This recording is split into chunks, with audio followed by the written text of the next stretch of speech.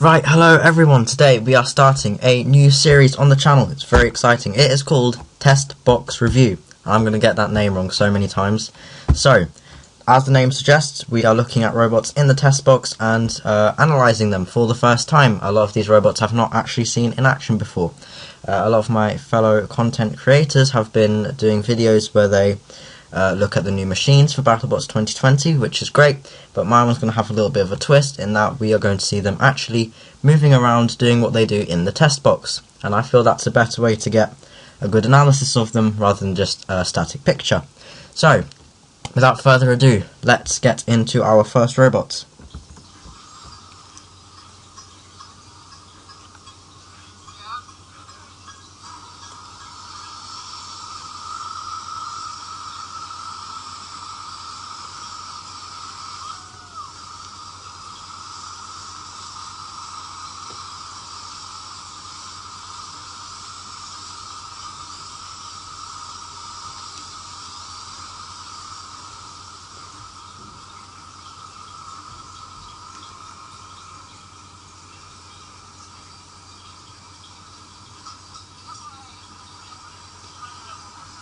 Okay, so Tombstone, of course, previous champion. I don't know what happened to that picture, but of course Tombstone is looking very scary as usual. They've got a different bar now, which looks much thicker than the previous bar, and on the ends there it's got what looks like removable teeth.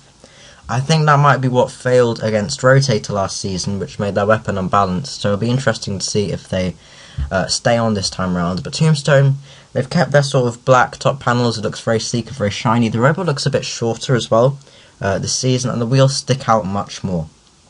I don't know if that's just me, but the wheels look slightly different. Either the wheels are thicker or they stick out more from the chassis. I'm not sure what it is, but of course Ray Billings uses the wheels as bait to lure in the opponent and then swings around with the weapon, which takes up more than half of the perimeter of the robot. So it's very weird, very rare that you actually see Tombstone's wheels ripped off. Of course, Team Hardcore Robotics have got about 9 different bars or something. Let's count that. That's 9 different weapon bars. They've got some with the removable teeth, like the one that we just saw now in the test box, which spun up really quickly. That's frighteningly quickly. So I think that's the heaviest one, and then they've got some like shorter ones over there, like the aluminium one, and so on. So Tombstone looking very scary. Of course, the red bar looks probably the heaviest. They're probably going to use that against vertical spinners probably, or just robots that are really like tanky and they want to get a really good hit. It tends to be the lighter bars that they use against vertical spinners for some reason. I'm not sure why, but we shall see.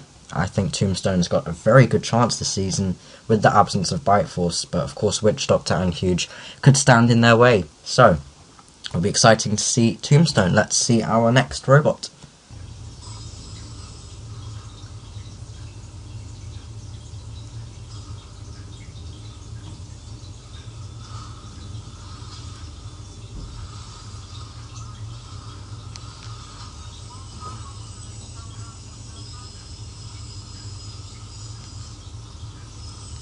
So from Team Danby, it is of course SlamMow, and SlamMow is a suplex bot.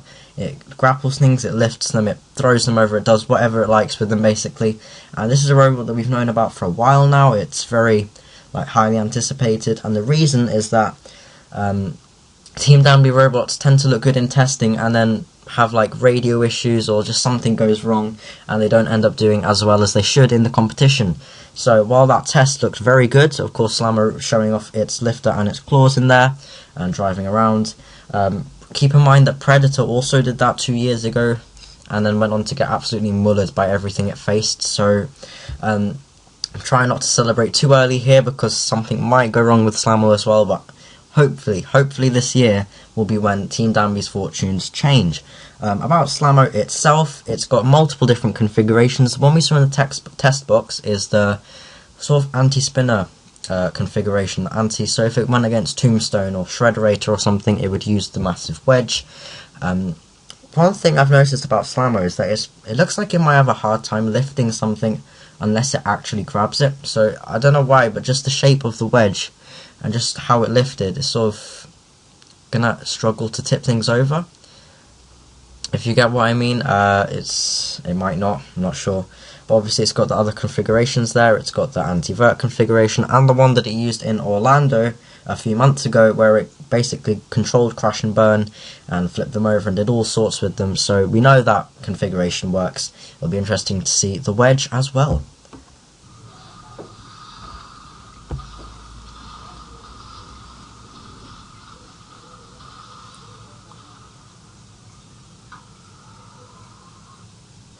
Yes, so our next robot was War Easy, and I think that's how you pronounce the name, or it might be Warez, I don't know. But War Easy split the field a bit here, because I really like the look of it, and I've liked it more now that we've seen it in the test box. And then some people don't like it for some reason. They say that it just looks like a red Hypershock and that they don't like it. Fair enough, I really like the look of it though, especially now that we've seen it in the test box. It's got that black weapon bar, which looks fantastic. We've seen a number of machines now using black spinners, and they look fantastic. Another thing that we've noticed about War Easy in the test box is that now it has front armor. If you see in this like little CAD bit here on the right hand side, we see that it's like the front part of it doesn't really have any armor. It's got like a little thing, and I was worried about that because the chassis sort of sticks in front of the weapon a bit, but doesn't give any protection to the wheels, so the weapon's not going to have a lot of reach, and the wheels are going to get shredded straight away. It looks like they've sort of seen that and fixed it a little bit. The weapon sticks out more now, and they've got like protective wedgelet things on the front. The wheels are a bit further back than suggested in the CAD, which is fantastic because now it looks more competitive. It looks a bit more like Hypershock. And yeah, I think they've got an asymmetrical spinner on right now as well, so it'll be interesting to see how that does, and I am very much looking forward to seeing War Easy in the arena. Let's have a look at our next robot.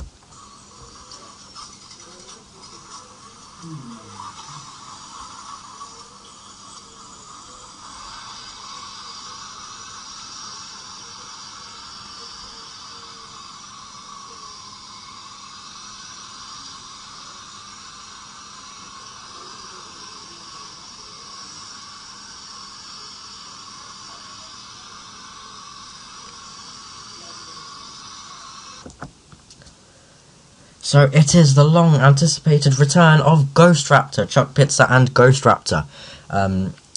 Yeah, I've been waiting for ages to see Ghost Raptor. I started watching BattleBots properly in about 2016. I remember seeing Ghost Raptor, being kind of impressed by it and also not impressed by it. I was impressed by just how complicated it was, but of course it was so complicated that it kind of worked against itself. If you remember correctly, it had a massive bar spinner that got tangled up in its wedgelets. It just made it really unstable. It had hammerheads on the end of it that came flying off and made the robot unbalanced. It had all sorts of problems like that, and still made it to the semi-finals, I believe.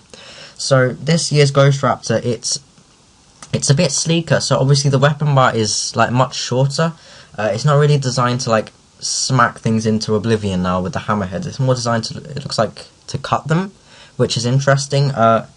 It's less protected around the wheel area, which is a bit concerning because the CAD showed it had wedgelets and stuff. They probably can attach them on, but just in this version, obviously, it doesn't have them. And just one more thing is that it has a lot of weight holds. So if it gets hit in the side there, I can literally see some wires that are going to get sliced up. If you can see that little box underneath the spinner. So yeah. This is what it looked like compared to the CAD that they released. Obviously the weapon bar is a bit bigger than what they suggested it would be, which is awesome. A lot of the painting of the robots actually gets done at the event when there's more time. So yeah, so Ghost Raptor is probably going to have return to its black and red and silver colour scheme. I think it looks good with the silver right now as well, to be fair. And yeah, so they're bringing that lifter and spinner combo. It spun up very quickly in the test box. The lifter was a bit slow when the spinner was spinning, but that's okay because I don't really see a situation where they need to lift and spin at the same time, so that's not a problem really. But yes, Ghost Raptor is looking very cool indeed.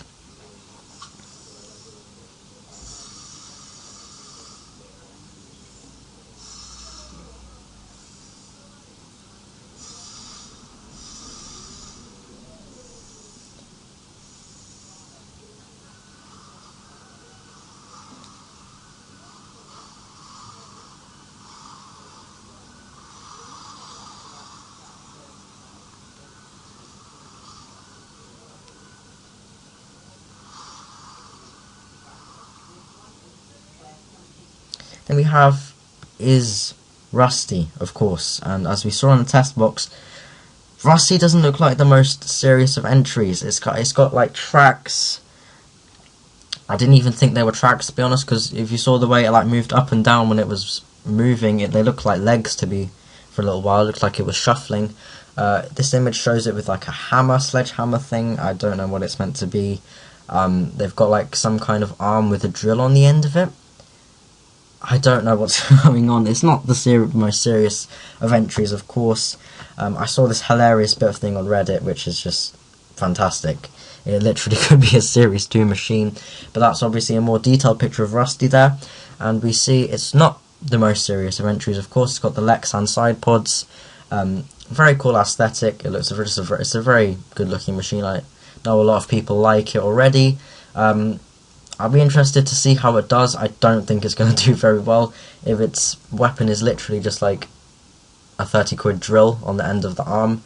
It maybe found like a bit of money down the back of the couch or something and stuck a drill on the end of there, I don't know. But Rusty, obviously, it's much bigger than I thought it would be. Like while it was on the table there, it looked absolutely tiny, but now it's looking huge and just looking like an absolute tank. So maybe it's tough, maybe it's not tough, I don't know. But yeah, Rusty, a lot of people like it, so I guess it's an interesting machine.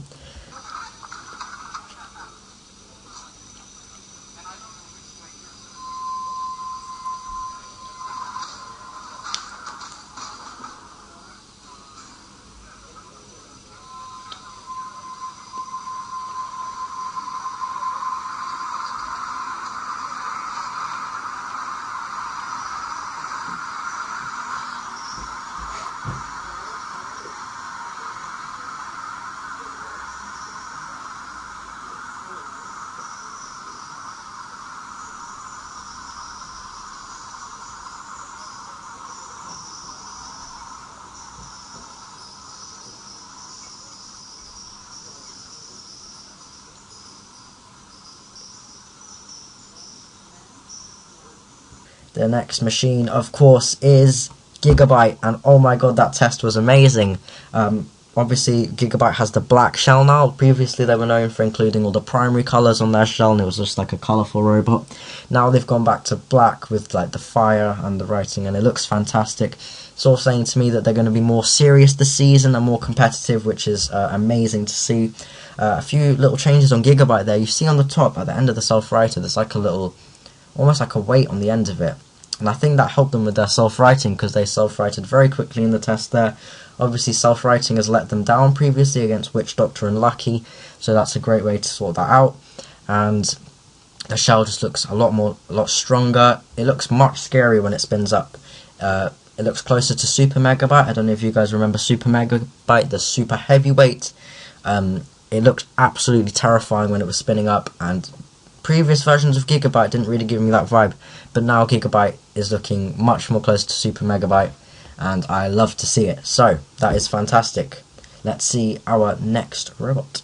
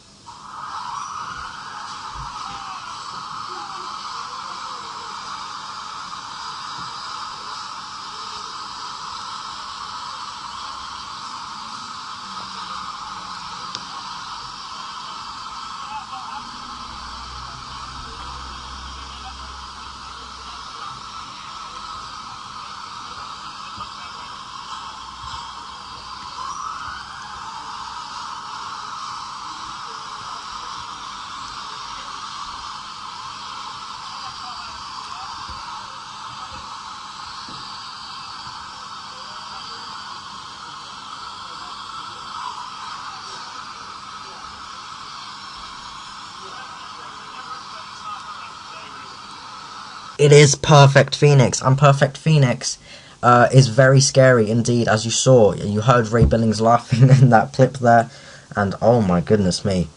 There's a lot of backstory behind this robot, let me explain. So, Perfect Phoenix is the name of a Beyblade, and why would you name a robot after a Beyblade? Well, it's a kid that's driving it. Doom Kid, in fact. Drove Captain Doom in BattleBots, a very good driver. Only about 10. I believe. So basically, Paul Ventimiglia, builder of Byte Force, defending 3-time champion, in 2009, I believe, built a robot called Brutality, which basically went round on the American live circuit in BattleBots 2009, ripped things up, played a part in retiring Biohazard, so it's a very, very scary machine, a huge bar spinner. It won the championship, and then was kind of retired by the team, who then went on to make Byte Force, which is now a 3-time defending champion, so the team knows how to make a good robot. So Brutality has returned, and guess who it's been refurbished by? Ray Billings. You've got a robot built by Paul Ventimiglia, refurbished by Ray Billings, and a 10-year-old kid, a very good driver, is going to be driving it. A lot of people are picking Perfect Phoenix as their pick for the title, and to be honest, I can see it making like the top 4 at least. It is a scary machine, as we saw in the test box. The weapon bar shown in this picture is much shorter than the one, much longer than the one in the test box, which sort of barely sticks out above the back of the robot and then sort of sticks out in front of the wedge. That's so that they can get underneath opponents with the wedge and hit them with the bar, but if they don't want to get underneath their opponents, they can just reverse into them with the bar. So a lot of strategy going into Perfect Phoenix, and I think the kid's going to do a great job driving it, because he did a great job with Captain Doom. But of course, heavyweights are a whole another kettle of fish, so it'll be interesting to see how they do. Thank you very much for watching this video, the first episode of the text box review. If you like this video, smash the like button, tear it to pieces. I don't want to see any more like button by the time you're finished with it. And while you're there, you might as well do the same to the subscribe button. If you like this video, be sure to let me know so I can do an episode 2. It's kind of like the pilot episode right now. So thank you all very much for watching, and I will see you next time. Goodbye.